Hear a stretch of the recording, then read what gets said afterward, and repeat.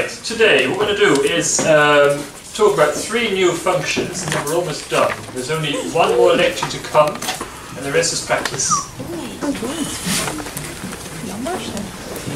That's great. Hey, jammer. Wat is er? Bukker. That's being recorded, yeah. 3 new functions: indirect object, effective object, and object attribute. I'll tell you all about them.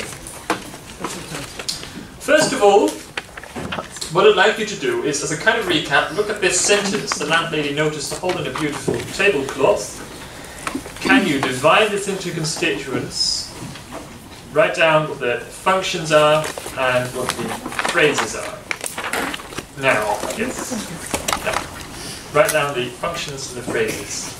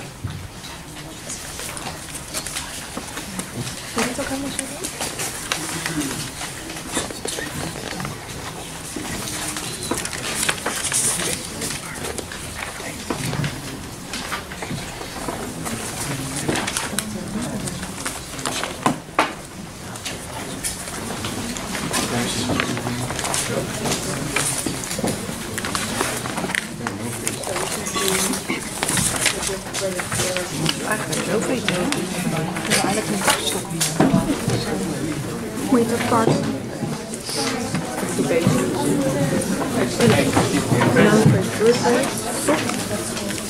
Oh, ik heb het What's your phrase? geleden. This one. What kind of phrase do you have?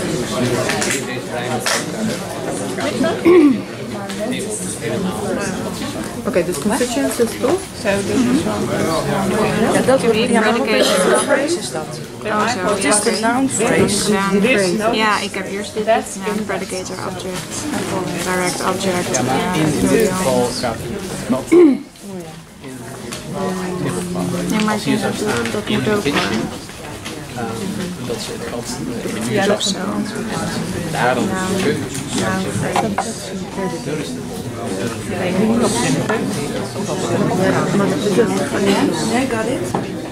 stel je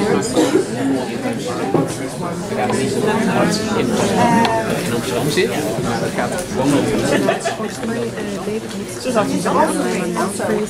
Ja, maar je hebt ook. Ja, en je hebt ook die voorzetsel, hoe heet het?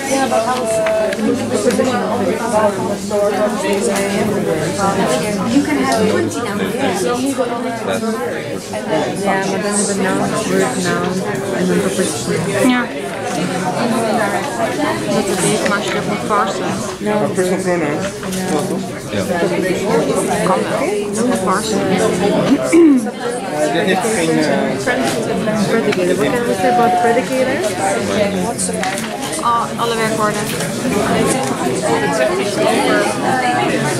Oh, je moet er alleen maar nog toch? Alleen maar één zetten. Ja, dus dat is finite. Ja. En de andere is het... Het is een antwoord. The landlady noticed.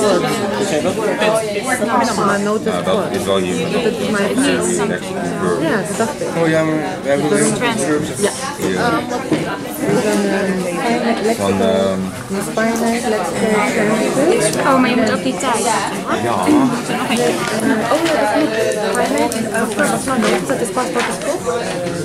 Dat is het, ja. Wacht. Ga ik ook nog Wat even zijn voor nou? de camera laten zien. Ja. Leuk. Dat vind ik niet zo leuk en niet makkelijk. Is het direct object? Als het door kan gaan. Op die fiets.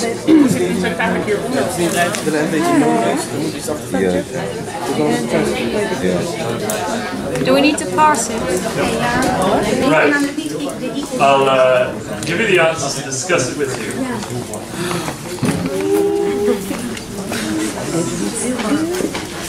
Okay. I anticipate questions. I'll explain it to you first. How to go about this? Well, I told you before, the first thing always to do is to find the predicator first. So you ask, you change the tense of the sentence. The landlady noticed becomes the landlady notices the whole in a beautiful tablecloth. So the word noticed, if you change the time, the tense of the sentence, it becomes notices. So then we know this is the predicator. So notice is the predicator. Everything in the sentence always relates to the predicator. So we start from the predicator and then we ask questions. Who noticed? The landlady. That's a way to find the subject. Who noticed? The landlady. So the landlady is the subject. Now the subject is a noun phrase, as most of the time it is, not always. And the predicator is always a verb phrase, so that's easy. Then you wonder about the direct object. Is it the whole or the whole in her beautiful tablecloth? I said everything relates to the predicator. So everything says something about notice. So the subject says who noticed, the direct object says what she noticed. Now, does she notice the whole? Or does she notice the whole in her beautiful tablecloth?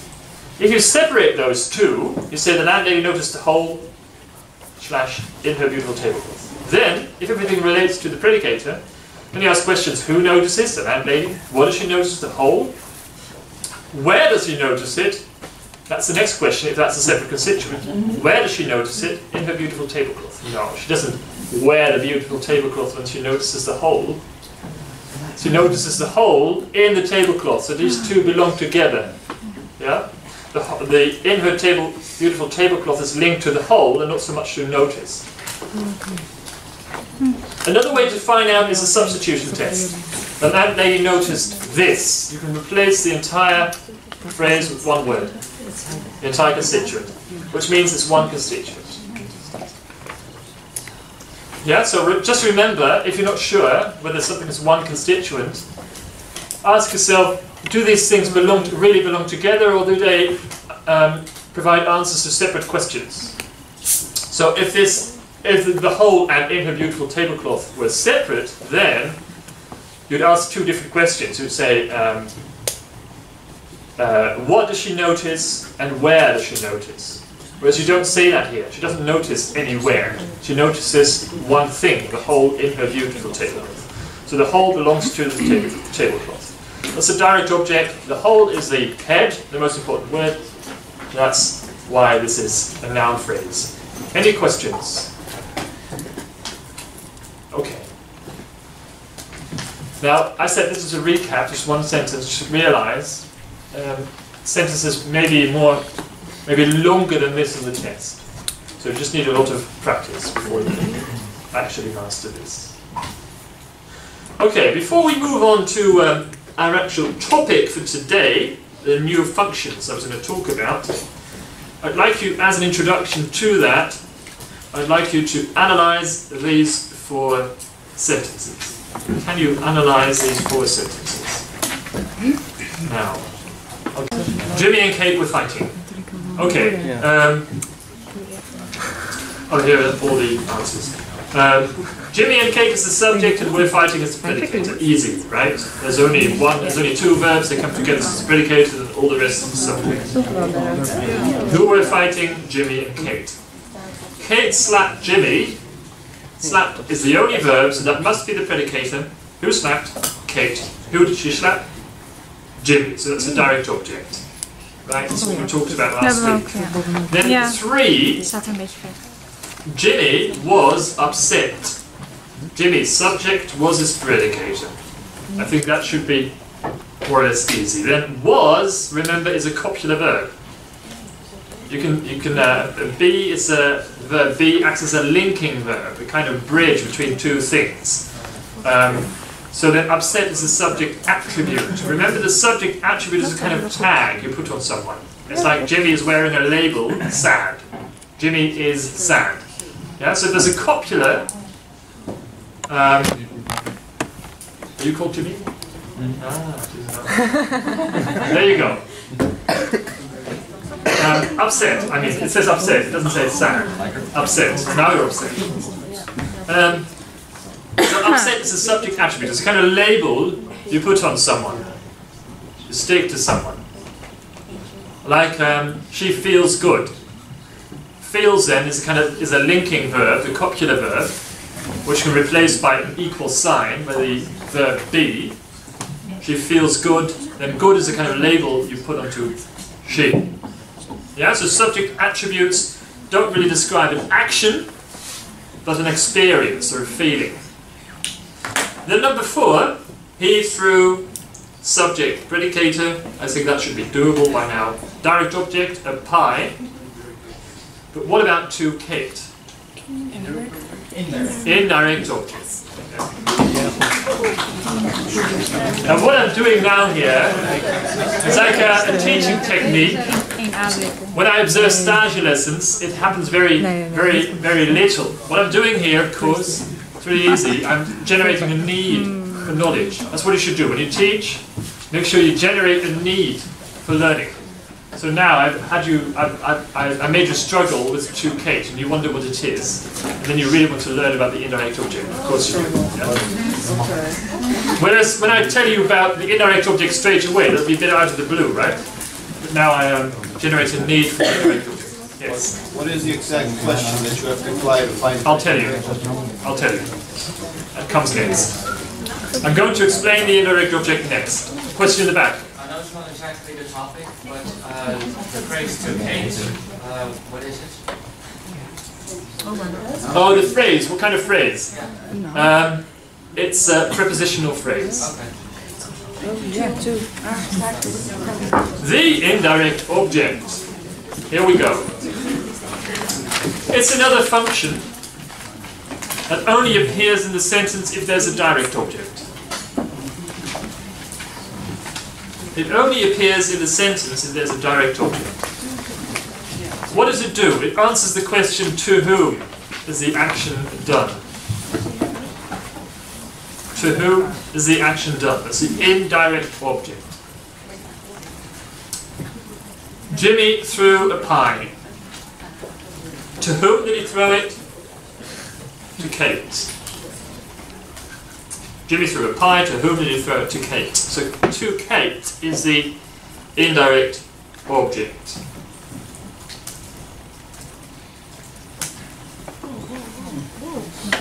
Can't a what also be an indirect object? Can what? A what, not just a whom. I thought about this, possibly, but you don't. Generally, the indirect object is used with verbs like give or throw, where you pass something But to you can someone. throw something at You can say, I gave a ball. When you personalize an object, yeah, then you can. When say when the PC, when I make that into a person, I say I give my bread to the PC. Yeah, that's be ridiculous. So not necessarily. Question here. But you know, if I say Jimmy threw a pie at the wall, that's different because then he doesn't do it.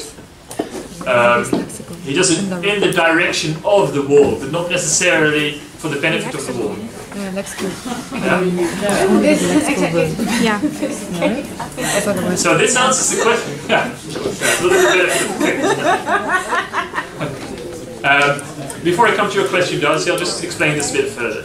The difference is, I throw the ball to the wall, yeah, then that's it only conveys the idea of direction towards the wall, and you actually answer the question, where did they throw it to? Yeah. So the indirect object is actually always to whom. Yeah, I would say, yeah, just for your ease, just make it to whom, not to what. Because then it becomes too complicated. It's always a person. It's always a person. Or an animal. Darcy. No, I kind of answered it already, but I'm just going to ask anyway. What do you give Or an your alien. computer your motherboard, for instance? Right? You can't give your computer Dat is a allemaal red. beeld, hè? You can't give it a new Good question. I think in that case, maybe yes. Yeah. So maybe there are rare cases when you use a to what. The to the wall is actually more a sense of direction, and it answers the question where. And when it answers that question, it's an adverbial, which I'll explain to you next week. Adverbial is always postponed. But yes, the indirect object is not so much concerned about the direction, but more about the person, or then maybe thing, to whom you do some, or give some. Yeah? So it could be a person or animal or a personified object. Yeah. Yeah, unless you're talking about the computer who receives the motherboard, but then I still feel it's like you're almost personifying the computer. Yeah. Yeah. Ja. No. Yeah, exactly. Yeah. But if the computer in this case would be personalized by giving Geef jij wel eens iets aan je Jimmy. Ja, de USB zo. Yeah, so the question is, if you personalize a computer by calling it Jimmy, you are real, are you? Maybe you're animation, but you don't know.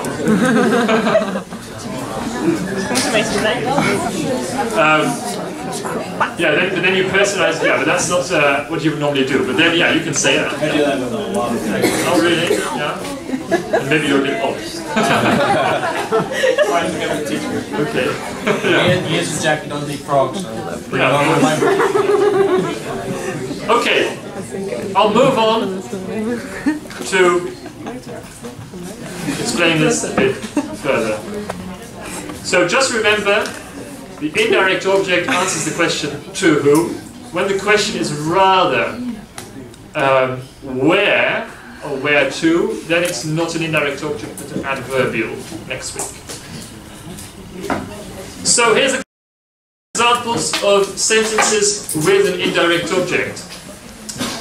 The syntax class gave me a headache, and this shows that an indirect object can be used with to and without to. That's important to remember.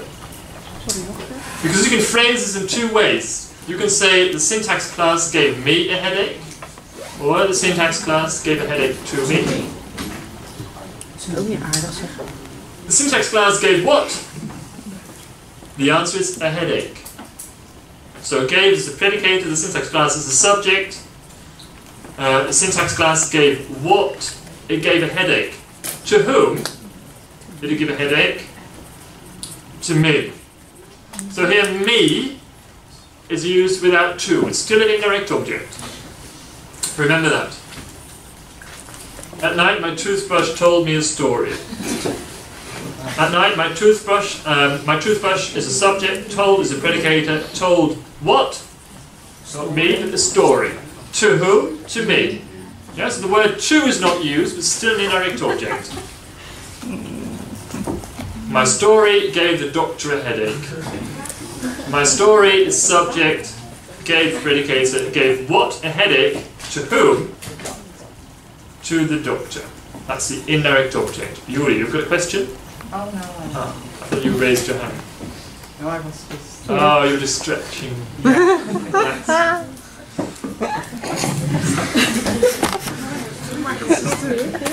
Laat het van. It's funny when people stretch.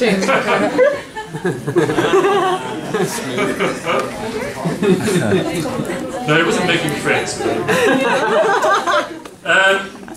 Right, so you see the indirect object can be used with or without to. Sorry, people weren't finished.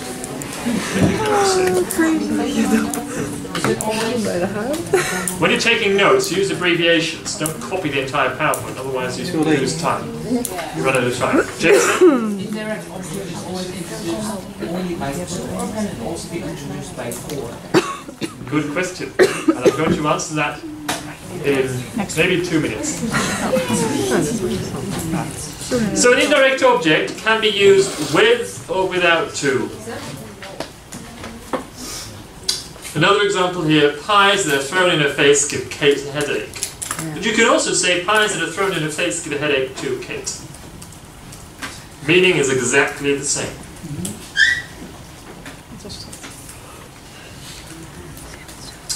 Jimmy gave Kate a nasty surprise. Wearing the same jumper. Yes.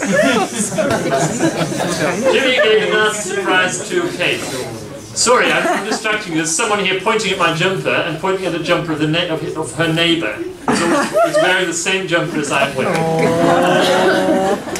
Oh, schattig, hebben jullie gebeld? Slightly different. Ga dit naast houden. Dan kan iedereen het zien. Die hebben ook aan. Oké. Right. Zijn zo cool. Pies that are thrown in her face give Kate a headache or give a headache to Kate. Jimmy gave Kate a nasty surprise or give a nasty surprise to Kate. The idea is clear, right? You can use an indirect object with to or without to. The question is, to whom?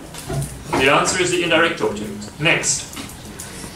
When for is used, Jason, instead of to, it's not called an indirect object, but a benefactive object. Some grammar books tell you that the benefactive object and the indirect object are exactly the same.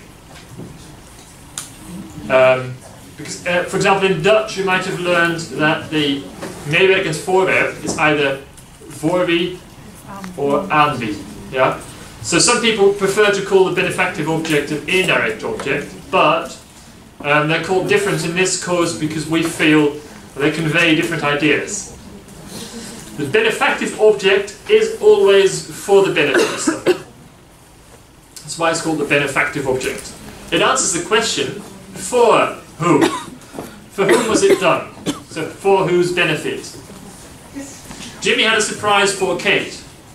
Jimmy had what? A surprise. For whom did Jimmy have a surprise? For Kate. So when you've got a direct object in a sentence and you feel there's something else, another element, it might be an indirect object or a benefactive object, and the question to ask is, to whom? Sorry, am I moving too much? It's either to whom or for whom. Either to whom or for whom. So ask yourself, Jimmy had a surprise for Kate. Jimmy had what? A surprise. To whom? No. For whom? Yes, for Kate. So then for Kate is a benefactive object, abbreviated BO. Any questions? Yes? What if there is a for? It's still a benefactive object. I'll show you. The question was, what if there's not a for? I said it's still a benefactive object, and I'll show you. She had a surprise. Another example here. Kate had to cook a meal for Jimmy. Kate had to cook what? A meal. For whom? For Jimmy. In these cases it's easy because the word for is used. However, don't be deceived. Sometimes the word for is used in other contexts and not for a benefactive object. So always ask the right questions.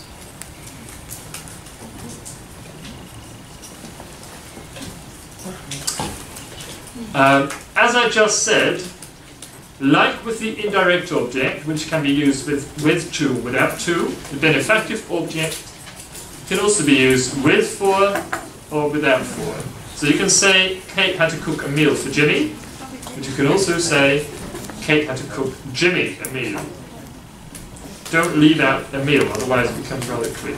Yes, yes. So the only difference between a benefactive object and an indirect object is that you can change the sentence to either to or for. Yeah. The only difference, that's what Hez is saying, the only difference between the benefactive object and the indirect object is the word for or to. To whom is the indirect object, for whom is the benefactive object. As a rule of thumb, when you do something for someone, that's always for the benefit of someone, usually. And that's why this is called a benefactive object. Any other questions? And here's an exercise. Yes. Analyze the following sentences, which means only write down the functions: subject, predicate, direct object, indirect object, benefactive object, etc. Although it's always helpful to write down the phrases as well. No objections to that. Ja, misschien. Die aardbol betekent wel eens op de, ja, in mijn eigen taal, maar dit is So, I'm going to show you the answers. I must apologize for number 6, which contains an element which you're not supposed to know yet. And I realised the P, I left it out, and I forgot to take it out of the actual assignment. Okay, here are the answers. John gave his wife a horse. Start with the predicator. That's always what you should do. Change the tense of the sentence. John gives his wife a horse. Okay, gave changes to gives. Then that's the predicator, right? Oh nee, het staat erboven. Oh ja, dat heb ik ook steeds. You put them all above it, but while we all do it under it. Oh, you should always write above. Above? Oh. We always do right above. No, I doesn't mean that. because they do it everywhere. You can also do it everywhere. As long as it's clear. It doesn't really matter where you do it. I'm used to doing it on the top. Okay, I'd like to discuss this, but it's very noisy. It's a denial. Okay, so I said always start with the predicator. John gave his wife a horse. In this case, it's only one verb, gave. So that's easy, that must be the predicator then. Who gave? John. Who plus predicator, question mark, is the subject. Who gave? John. John gave what? So subject plus predicator plus who or what is the direct object. John gave what? He gave a horse. To whom did he give a horse? To his wife. If you're in doubt as to whether this is an indirect object or not, then try to add the word to. Yeah? John gave a horse to his wife.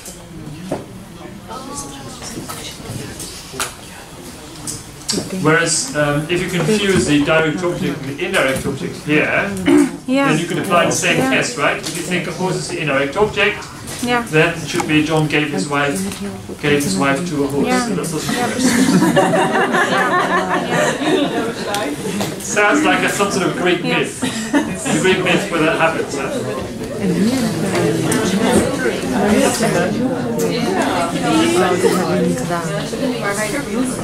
She felt sad. Felt is the predicator because there's only one verb, it's easy. Predicator, she is subject. Felt is a copula, remember? Yep. Yeah. So, this means that it's followed by a subject attribute. She felt sad. Subject attribute. She did not like horses. Not here is an adverbial, which we haven't talked about yet, so I left it out here. But you separate them. What you do on the test is put a line here, then write P above that, and write A for adverbial above this. So put a line here, and then P. Yeah? So you connect them. So that makes sure they're not two predicators, but one predicator. She did not like horses. She is the subject, did like is the predicator. What did she not like? Horses. Direct object. So why is like Why is like not a subject attribute? Why would it be a subject attribute, Jennifer? Sorry? Because it was the same actually felt like she didn't like it. Yeah. Well, I wasn't asking the question. Can you explain that again? Well, because the subject attribute says something about the state of mind. Yeah? So sad, so liking. Ah, yeah. Okay. But like is a verb here, right? It's the main verb. Yeah? So it's still a kind of state. Yeah, that's what we call a state verb. It's still a lexical verb. But you can't replace it with an equal sign. You can't say she is horse-headed or something. Yeah, I love horses. It's getting more and more tricky. A question in the back from Nick. Tom, sorry. Why is an adverbial as we like that adverbial can be taken out of the sentence entirely? Some adverbials, as you'll learn next week, can be taken out. Some cannot be taken out. Okay. Yeah. You had a question as well here? Yeah, I don't answered. Already answered. Brilliant. Number 4. John told her a story about beautiful horses on the prairie.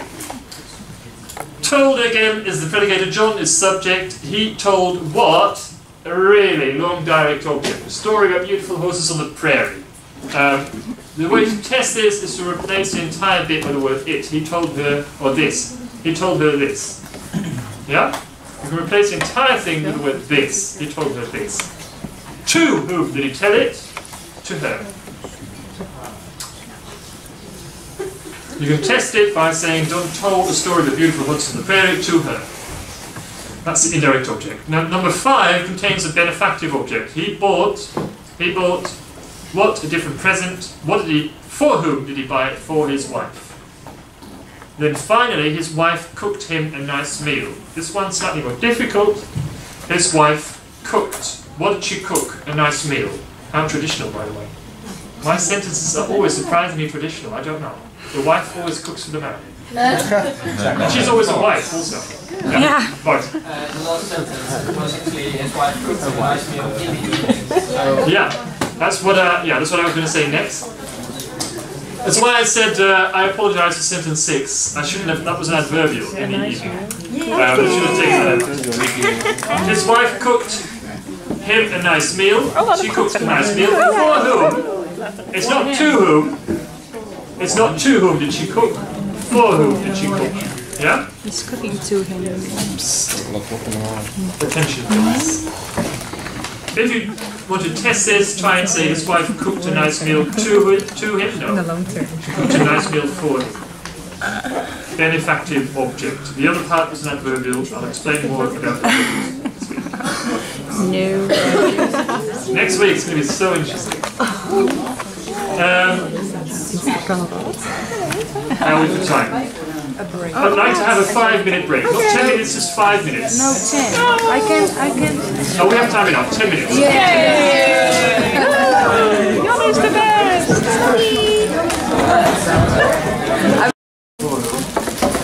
Yes? Okay, so we've talked about indirect objects and benefactive objects. Next. Ga je volgende week weer zitten? Function I'm going to talk about is something else.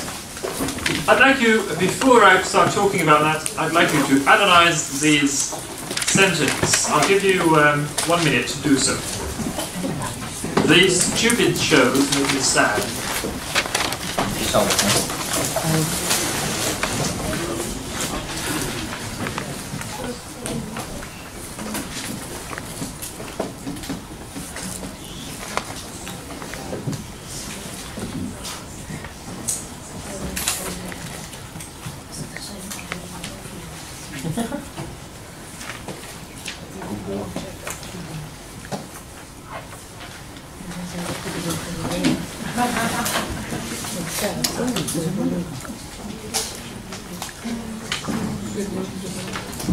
What is that? Subject.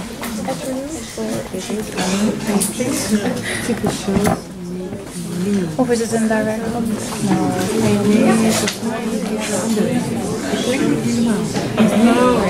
Subject is predicate make me sad. Subject is to be shown. Ja. Ja, het is over springen. Wat? Nee.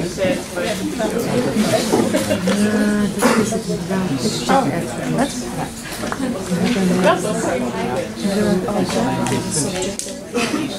Ik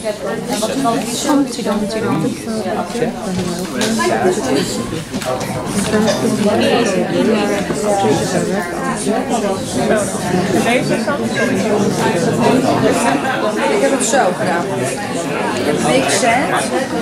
Heb ik zo met een boogje gedaan. Ja, en dan is dit de P, dacht ik, en dit is de DO. Make sense. Okay. Let's discuss this sentence. So we start with the predicator, make. What makes these stupid shows? These three words belong together to form the subject. And then they make what? A who or what? And then you're tempted to say they make sad, right? Yeah. Yes. No. Except if you're Jason. Jason's never tempted to say anything. These stupid shows make me. Me is the direct object because that's what the making is done to me. I'll explain this in more detail later. Sad is what we call the object attribute. Make is a deceptive word. When the word make is used, you're always confused as to what the direct object is. That's because make always, 90% of cases, comes with an object attribute. The object attribute is like the subject attribute. It acts as a kind of tag or label for the direct object. The subject attribute is a kind of label for the subject. The object attribute is a kind of label for the direct object. You can put an equal sign between me and sad. Me is sad. A sweet way to say it's sad. Okay, so don't copy this entire thing because that's too much information in one go. Some lexical verbs take a direct object. That's the sentence element that says something about the direct object, right? Some lexical verbs like make have a direct object, but then also something else, and you're not quite sure what it is. What is an object attribute? Here are some examples. I consider that remark quite unnecessary. So I consider subject predicator that remark. What do I consider that remark? Quite unnecessary. You have a question? Yeah. So if there's a lexical verb, but you feel like there's a subject attribute, it's probably an object attribute. Possibly. I'll give you a safer test later on. Yeah? Just wait until I've finished explaining this. Yeah? So, what did I say? I consider that remark quite unnecessary. When you have the word consider, not always, but a lot of the time, there is an object attribute in the sentence. So consider, together with make, are two key verbs for an object attribute. But you've got to be careful, not always. You don't always use an object attribute, especially with consider. The test to find out whether you really have an object attribute is try out this. The object attribute always comes next to the direct object, and you can put the verb is in between. That remark is quite unnecessary. Yes, that works. So here we have an object attribute. Remember, attribute is eigenschap, an attribute of the object. I consider that remark quite unnecessary. So the question to ask is, I consider what? What do I consider? That remark. What do I consider that remark quite unnecessary? Vanessa. The object attributes can only be connected to the direct object, not the indirect object? No. The object attribute is only linked to the direct object.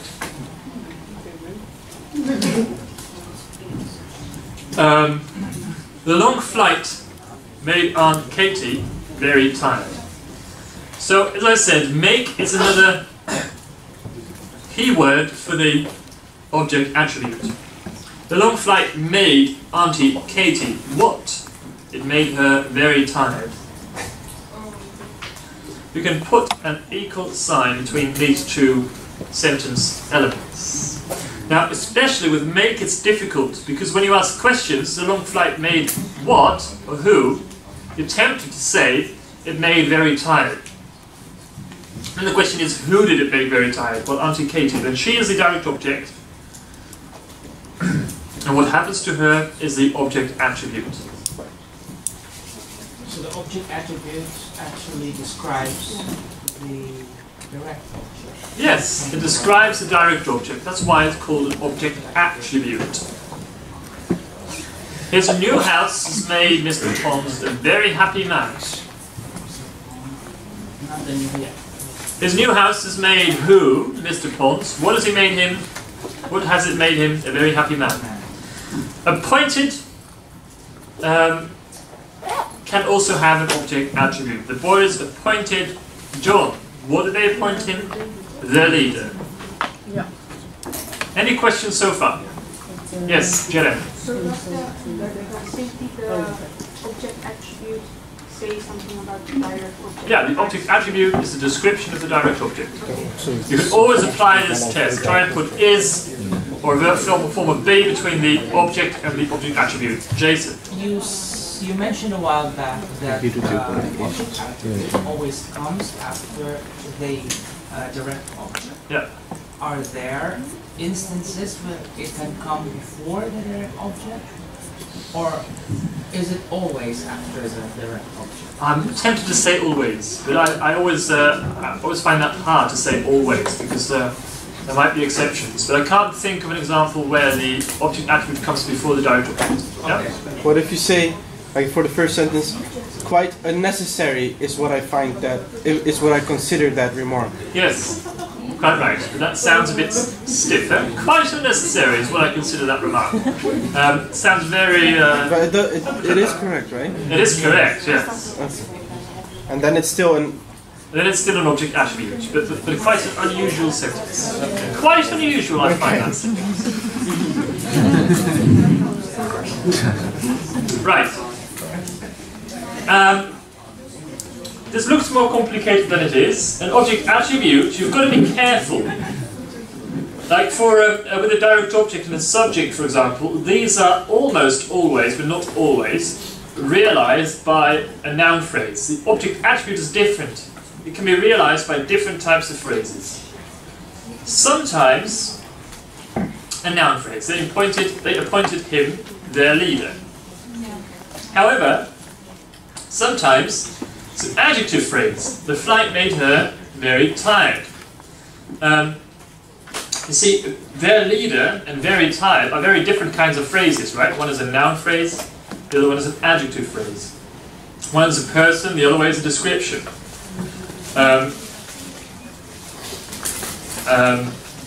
So the first one, you say him is their leader. That sounds funny. It's still it's correct. So one's a noun phrase, the other one's an adjective phrase. So be aware there's different types of phrases for the object attribute. The last one, the prepositional phrase. People always get confused with this one. Because if you apply the is test, if you want to put the word is between the direct object and the object attribute here, then what you get is you should regard the proposal is as indecent. The proposal is as indecent. That doesn't really work, but you can still put an equal sign between. You can still leave out as and put an equal sign there. You can say proposal is indecent. So this is a kind of an exception to that rule. Just remember, an object attribute can quite frequently start with the word as. Yeah, and then the question you ask is, you should regard the proposal as what? As indecent. Yeah, so this one acts a bit differently from the rest. So noun phrases, adjective phrases, and prepositional phrases. Any questions? No questions? The object attribute seems complicated at first sight. Once you understand what it does, it's a description of the direct object. It's easier to find it. Here is an exercise. Analyze these sentences. Subject, predicate, direct object, etc.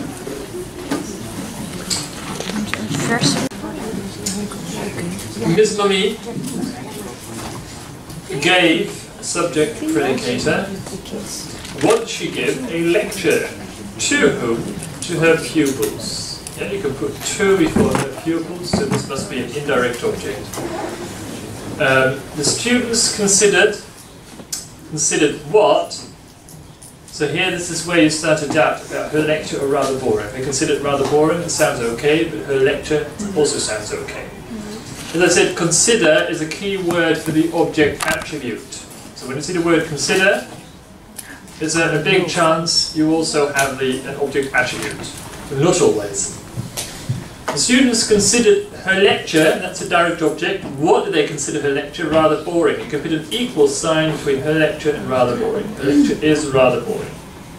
So we have an object attribute. This made subject predicator, right, we have the word make, so we're expecting an object attribute. And we have one indeed. This made who or what? This made Miss Mummy. It's a direct object. What did it make her? Even more angry. You can put is between the DO and the OA. Miss Mummy is even more angry. Yeah, so we have an object attribute. It's a description of the direct object. Miss Mummy is even more angry. The students bought, what did they buy? They bought a cake. For whom? Or to whom? For her. Here you can change the word order around and say the students bought a cake for her. Question? Yeah? That's what it says. B-O. Oh, sorry. I looked at more. Oh, everywhere. Again.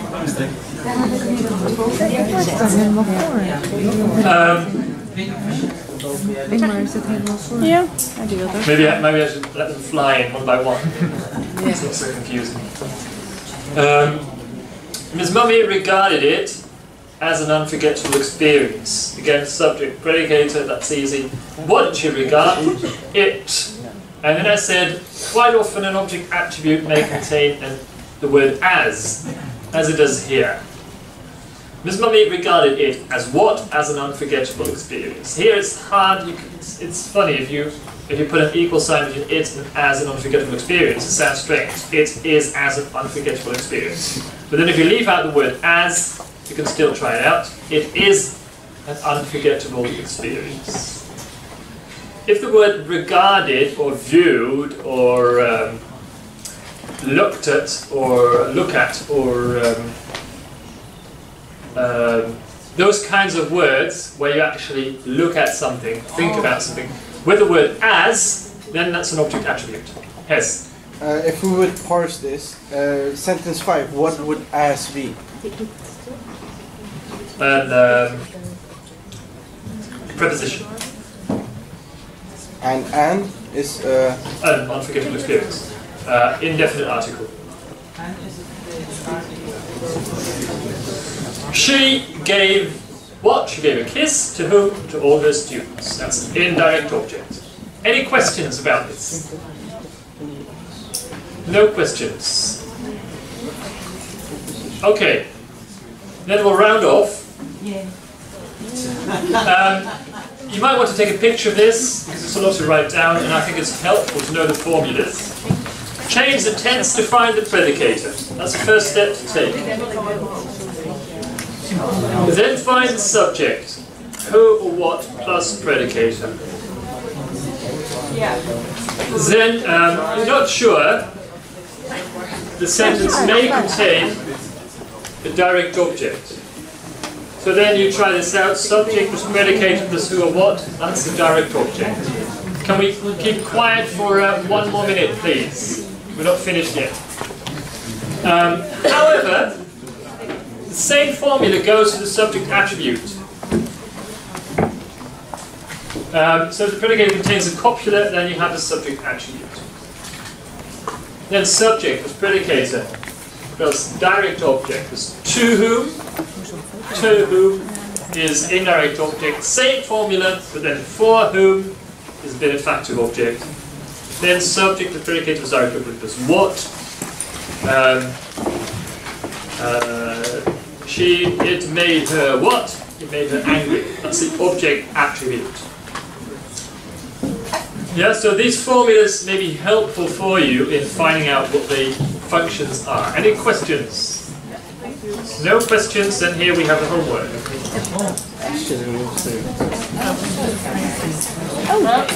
Ja, ik bedoel dit. Nee, nee, Ik wil altijd. Okay, so this is it for today. Study the reader, page 15 and 16, and do exercise 7. I'll see you next week. maar wij lopen